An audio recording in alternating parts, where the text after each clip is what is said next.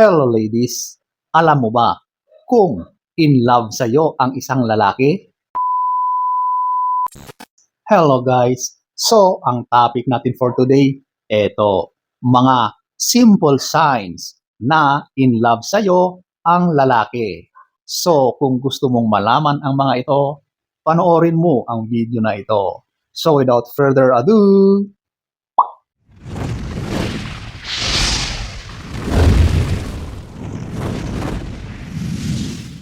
so, eto, ating alamin ang mga simple signs na in love sa'yo ang isang lalaki. Number one, eto, yung social media activity.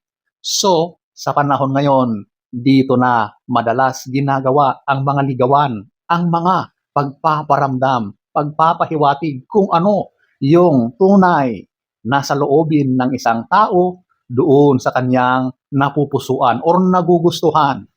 Kapag nag-post ka, nag-publish ka ng anything sa social media, mapapansin mo na active siya, nagko-comment siya, nagla-like siya, o di kaya yung reactions niya sa iyong post ay yung mga emojis na nagpapahiwatig ng pagmamahal, like heart, yung mga hugs, or anything na emoji na related sa love, di ba? So madalas ganyan ang kanyang ginagawa. May something yan. It's either type ka niya, gusto ka niya, kakilala mo siya, or talagang meron siyang tama sa iyo. Ito, yung literal na mahal ka niya, di ba? So dito sa social media, dito niya dinadaan yung mga pagpaparamdam niya sa iyo. So ayan po, ang number one. Number two, eto yung pupil dilation. So ito naman ay makikita mo sa kanyang mga mata, literal, nasa mata, yung mga pupils niya or yung itim na yan, lumalaki yan kapag in love ang isang tao. Kaya kapag magkasama kayo, nag-uusap kayo, and then nakikita mo na lumalaki or parang nagdadilate ang kanyang mga pupils, yung bilog dyan na itim, ibig sabihin, meron siyang itinatagong pagnanais or pagmamahal, pagkagusto sa iyo. Ganyan po, hindi talaga maitanggihan sa mga mata. Alam mo, ang mga mata natin ay talagang isa yan sa nagpapakita kung ano yung mga emotions natin. Kaya kapag in love ang isang tao, doon sa kanyang mga mata, makikita mo na agad-agad yan. Okay? So ayan po ang number two. Number three, enthusiasm when you're together. Ganadong-ganado siya. Or yung tila ba ay excited siya lagi.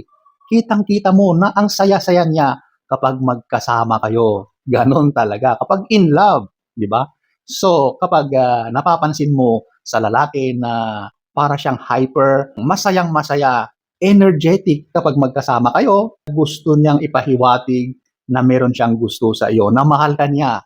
Kaya yung mga behaviors niya ay automatic na lumalabas yan, na nagmamanifest sa kanyang mga ginagawa. Kasi alam mo, ang lalaki na wala namang interest sa iyo, wala kang makitang sigla, parang tamad yan, o di kaya parang napipilitan lang. Pero ang lalaki na in love, nako, gustong-gusto niya ang mga ginagawa ninyo. Buhay na buhay siya, energetic siya, ang saya ng vibes niya kapag magkasama kayo. So talagang very enthusiastic ang atmosphere kapag magkasama kayo. So ayan po ang number three. Number four, ito yung going the extra mile. Okay? Alam mo ang lalaki, kapag na-in love yan, gagawa talaga yan ng mga paraan. Kahit sabihin natin na inconvenient or wala sa oras or talagang hindi tugma sa kanyang mga schedule, ay gagawa siya ng paraan para gawin yung para sa iyo. Kapag meron kang kailangan, kapag kailangan mo ng tulong, talagang nandyan siya. Nag-e-effort talaga siya.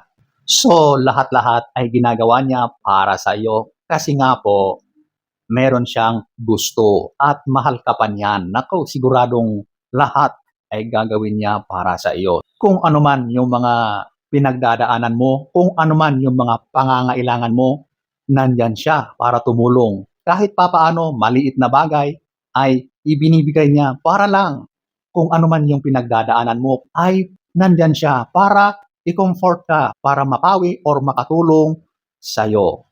Number 4. Number 5, time. Ito talaga yung isang sign na kapag binigyan ka ng oras ng isang lalaki, nako, ibig sabihin mahalaga ka sa kanya. Alam mo ang lalaki, gagawin niya ang lahat para sa babaeng kanyang iniirog. So dito mo makikita kapag naglaan siya ng oras para sa iyo, ibig sabihin meron siyang something na nararamdaman, okay? Kasi po ang lalaki, hindi yan gagawa ng effort, hindi yan maglalaan ng oras sa kung kaninong tao, kaninong babae, kung wala siyang interest, kung wala siyang gusto, okay? Kaya kapag yung oras niya ay naibibigay niya sa iyo, uy, ibig sabihin may interest siya sa iyo. Kapag talagang pinaglalaanan ka ng oras, nako, mahal ka niyan, promise. Number 5, number 6, jealousy. So alam mo, mapalalaki man or babae, kapag nakikita mo yan na nagseselos, uy, ibig sabihin, meron yang itinatagong pakiramdam or damdamin para sa'yo. Oh, di ba? So, kapag napapansin mo na parang nagsiselos yata ito, may something yan, okay? Ang lalaki kasi, kapag wala siyang gusto sa babae, wala yang pakialam. Kahit pa nakikitang nililigawan ka o nakikipagharutan ka kung kani-kaninong lalaki, walang pakialam, deadma. Pero kapag mahal ka niyan, kapag interesado siya sa iyo, nako, siguradong may kirot yan dito. So, magsiselos talaga yan sa kanyang mga sinasabi, sa kanyang mga galaw, ramdam mo na nagsiselos yan. Yung pagdadabog, o kaya mga nagbibitaw ng mga salita na alam mo na may patama sa mga nakita niya. Nagsiselos yan. At isang sign yan na interested siya sa iyo. So, ayan po, ang number 6.